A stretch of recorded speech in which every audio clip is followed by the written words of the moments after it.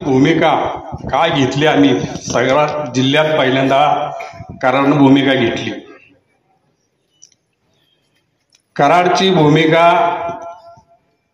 नगरपालिकेत आमच्या डायरेक्ट मुख्यमंत्री पालकमंत्री एवढं प्रचंड हस्तक्षेप यासाठी आम्ही कराडकरांनी सगळ्यांनी मिळून सगळ्या घटक पक्षांनी आजी माजी नगरसेवक सगळे बारीक सारीक सगळे मेळाव्याला न सांगता लोक साहेबांच्या घरी आले। 76 साली पी.डी. पाटील साहेबांनी ड्रेनेज स्कीम केली। ज्यावेळा स्वच्छ संरक्षण 5 वर्षापासून चालू झालं, कंटिन्यू 5 वर्ष नगरपालिकेला पहिला नंबर देशात आहे आणि कराडचं नाव आमच्या पी.डी. पाटील साहेबांनी पाक देशापर्यंत नेलं। कराडची तालुक्याच्या ठिकाणी 1 लाख लोकसंख्येच्या आत नगरपालिका निव्वळ त्याला 7,000 मार्कापैकी 2,500 मार्क नुसत्याच्या ड्रेनेजला मिळतात।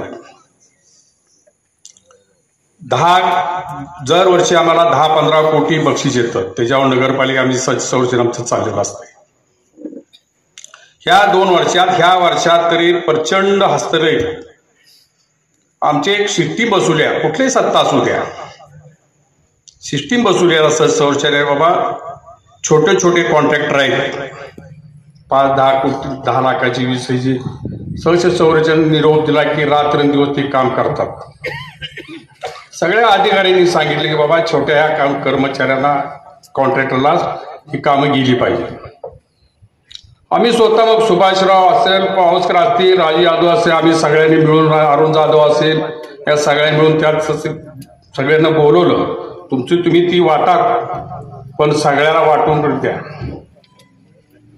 ही वाट चालत असताना 1 तासात मुख्यमंत्र्याचा फोन आला, टेंडर हे एकाला दिलं गेलं पाहिजे। आम्ही टेंडर ते आजही थांबवलं। पालकमंत्र्याचा फोन येतो पीएचा, ते ह्याला टेंडर द्या। जी लोक रात्रंदिवस नगरपालिकेच्या संरक्षणासाठी झटतात त्यांना जर दिलं नाही तर तो उद्या येणार नाहीत। मग सगळ्या अधिकाऱ्यांनी सांगितलं टेंडर ही लहान लोकांना दिलं पाहिजे।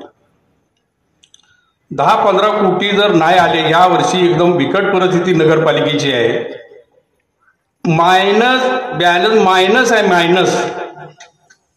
ही इतिहासात पहिली घटना घडली या वेळेला। कराडकरांनी आम्ही ठरवलं हे कराड आपलं कुठं चाललंय।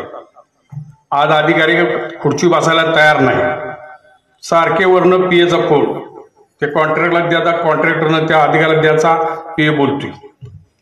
नगरपालिकेने कॉन्ट्रॅक्ट सगळ्यांनी अधिकाऱ्यांनी सांगितले चालले कुठंतरी थांबवा, काय थांबायला तयार नाही। डायरेक्ट मुख्यमंत्री आमच्या समोर मुख्यमंत्र्याचा फोन आला, हे टेंडर आम्ही सांगतो माणसाला द्या म्हणून।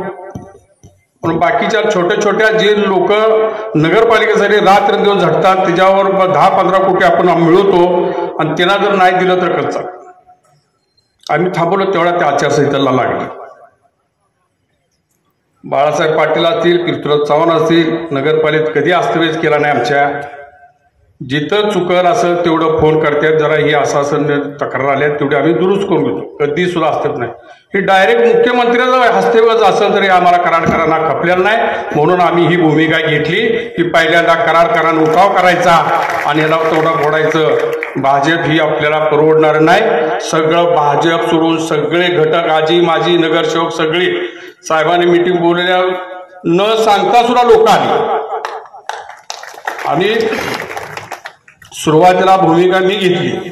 साहेबांची माझी चर्चा झाली, साहेब त्यावेळेला आम्ही वेगळा विचार सर्वांनी केलेला, बऱ्याच लोकांची माझी चर्चा झालेली आहे आणि पहिला बोर्ड म्हटलं आम्ही लावणार आहे, तुमची मला परमिशन पाहिजे।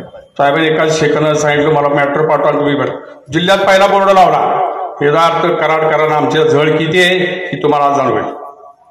कराडकर ठरलंय आमचं, शिंदे साहेब निवडून 100% येणार। जिकडं कराड जे तिकडं प्रत्येक वेळाला कराड जिकडं झुकतं तिकडं निश्चित येऊ।